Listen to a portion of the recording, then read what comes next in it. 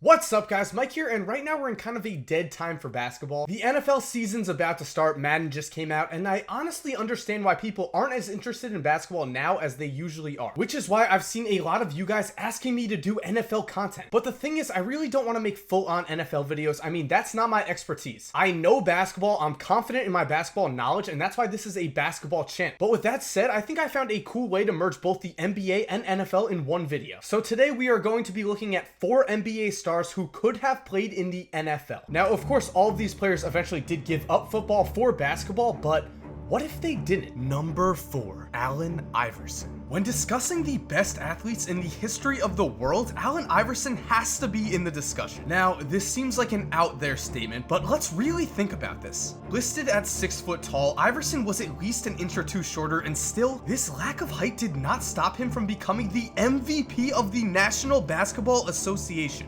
Iverson was able to dominate a sport historically run by giants due to his incredible speed, quickness, and reflexes, which to me proves that he would be able to make the transition from NBA Hall of Famer to NFL quarterback. As a high school football player, Iverson excelled as a cornerback, kick returner, and a quarterback, the position in which he really thrived. As a quarterback, Iverson was able to lead his high school football team to a state football championship while winning the Associated Press High School Player of the Year as a junior. He would go on to further prove his incredible athletic ability by repeating both feats on the basketball court just months later, winning the state basketball championship while again winning the Associated Press High School Player of the Year, this time as a basketball player. Following these two incredible achievements, Iverson was involved in the famous bowling alley incident. A night in which a brawl broke out at a local bowling alley that ended up with Iverson drawing a 15-year prison sentence. And this conviction was eventually overturned. Iverson chose to play basketball at Georgetown, and he went on to become a Hall of Fame basketball player. But the question is certainly there. What if instead of basketball, Iverson chose football? Remember, AI was such a dominating presence on the field that many have named him as the #1 football player in Virginia high school history, ahead of other Virginia football athletes such as Michael Vick,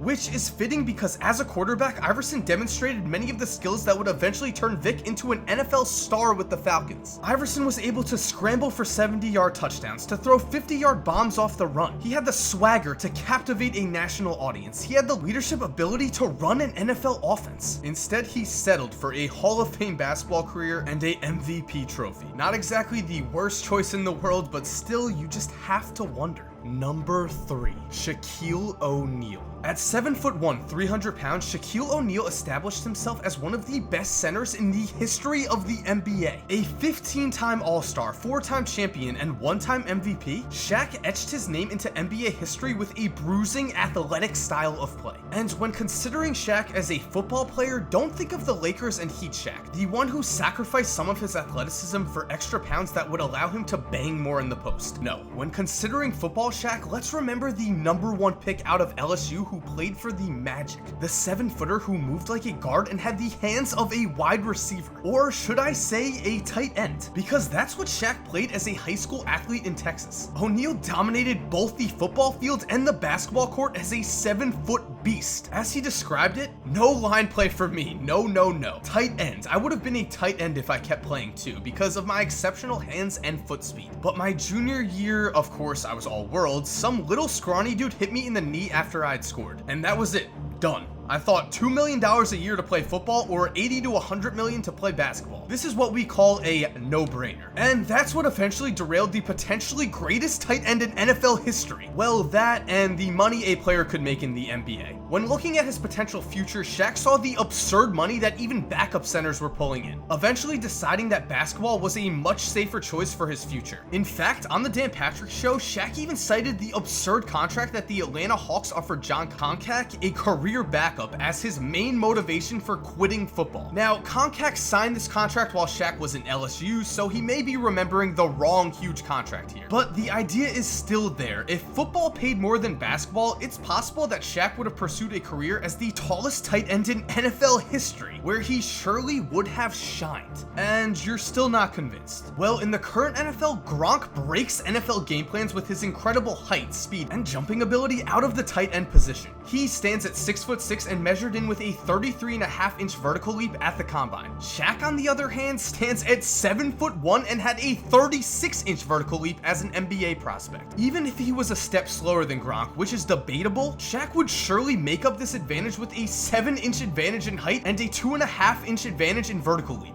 Can you just imagine a 7-foot monster catching a pass in the open and finding NFL corners and safeties who can be as much as a foot shorter than Shaq in his way? And just think of his potential blocking ability. In his prime, Shaq was bigger, stronger, and obviously taller than practically every lineman in the NFL. Would defensive players ever be able to get around him? It's a frightening thought, which ranks Shaq as one of the greatest potential football players of all time. Number 2. John Havlicek. When discussing the greatest athletes in NBA history, John Havlicek often goes overlooked, which is a shame because at 6'5", Hondo was an incredibly talented athletic freak who has since paved the way for modern NBA stars. An 8-time champion, a 13-time All-Star, a 4-time member of the first-team All-NBA, Havlicek was widely regarded as one of the great athletes of his time period. He was fast, he could jump, he was tall, and he had ridiculous stamina, twice finishing with the most minutes played in a season during his career. And all of that's great, you're thinking, but it still doesn't qualify Hondo to play in the NFL. There are plenty of NBA stars who are athletic, tall, and played a lot of minutes. But here's the thing, not only was Havlicek a basketball star, but as a high school super athlete, John Havlicek starred as a 3-sport phenom in baseball, basketball, and football. As a football player, Hondo was a quarterback, a highly recruited prospect who was able to throw a football 80 yards. But still, in college he chose to play basketball, eventually winning the 1960 NCAA championship with the Ohio State Buckeyes. But here's where things get interesting. Despite the fact that he had not played competitive football for 4 years, the Cleveland Browns still made Havlicek their 7th round pick in the 1962 NFL draft. And Hondo was actually interested in playing in the NFL, so interested in fact that he joined the Browns in training camp for the 1962 season. In training camp, Havlicek showed off his awesome hands and incredible athletic ability, but it wasn't enough. After not playing football for so long, he was rusty, and he was eventually cut from the team in the preseason. A move that would cause Celtics and basketball legend Red Auerbach to later say, "What a mistake. They already had some receivers, but there's no doubt in my mind that John could have been a great football player." Which begs the question, what if instead of joining the Ohio State basketball team, Havlicek instead went to school to play football? I mean, think about it. The man was still drafted in the 7th round and almost made an NFL roster after not playing football for 4 years. I know I've repeated this fact a lot, but that's because it's that incredible. For his entire college career, Hondo lived basketball, he practiced basketball, and he dominated basketball. Replace those 4 years of basketball training with 4 years of experience and training as a wide receiver, and really, the sky is the limit. A 6'5" ultra athlete playing football in the 1970s? That was certainly a rarity at the wide receiver position at that time, which means Hondo had the chance to become one of the NFL's revolutionary athletes. Obviously, the whole basketball thing worked out for him, but still, his potential as a football player really makes you think. And number 1, LeBron James. When discussing the potential of LeBron James on the football field, we need to look no further than the comments made by Mark Murphy, a former Pro Bowl safety and Super Bowl winner. As the defensive coordinator for St. Vincent St. Mary's during LeBron's final 2 years playing football, Murphy had this to say about LeBron James' football ability. "I've been around a lot of great receivers," Murphy said. "I tell people that I rate my top receivers, coaching, playing, watching, as James Lofton, Jerry Rice, Steve Largent, and LeBron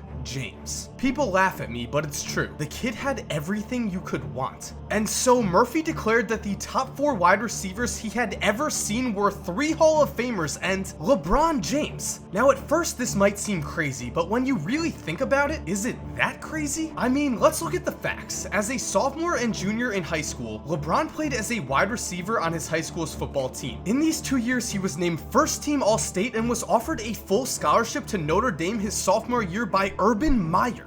And speaking of Meyer, here's what he had to say in reference to a conversation he had with LeBron's football coach. He asked me what I thought, and I said, I want to offer him right now. Who is he? Which is really no surprise. As a football prospect, LeBron was 6'8", 250 pounds of pure muscle and had a 44-inch vertical leap. According to cheatsheet.com, there are only 2 wide receivers who had ever recorded a higher vertical leap than LeBron James. And when comparing LeBron to the man many consider the best wide receiver in recent NFL history, Calvin Johnson, LeBron smokes him in every physical and athletic ability. LeBron is 3 inches taller, he weighs more, he's stronger, and he has a higher vertical leap. Now, while the counter argument is obviously that Johnson has more natural football ability, you have to consider this. What if instead of spending 8 months a year practicing basketball, playing AAU, dominating summer camps, and making a laughingstock of high school basketball competition, LeBron instead spent all of his effort becoming the best football player he could possibly be? I think that if at a young age LeBron decided he wanted to become the next Jerry Rice, the next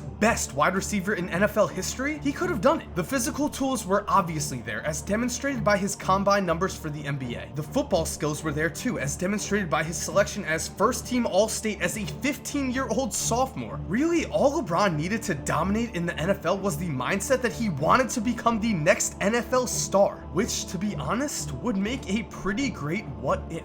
And thank you guys for watching. If you like this NBA NFL style merged content, make sure to comment that down below. Like I said, the NBA is in kind of a dead period right now, so if I can think of more NBA NFL style content, I'll definitely do it, as long as you guys like it. And other than that, if you're new to this channel, this is a basketball channel. I make basketball history videos, I do what ifs, I look at conspiracies, I do a whole bunch here. So basically, if you love basketball, I think you'd love subscribing to this channel, and I'd honestly love to have you. And to everyone who is already subscribed, thank you so much for continuing to support me. I say it every video, but it's because I mean it. You guys are the reason I'm able to do this, and that just means so much to me. And one more quick note, if you want even more NFL content, my brother does make NFL videos. They're very much in the style of my videos. There's quality content there. Trust me, if there wasn't, I'd have a problem with it. But seriously, I'm leaving the link to his channel down below. It would be awesome if you could subscribe to him. And other than that, guys, as always, have an awesome day, my dudes, and cue the music.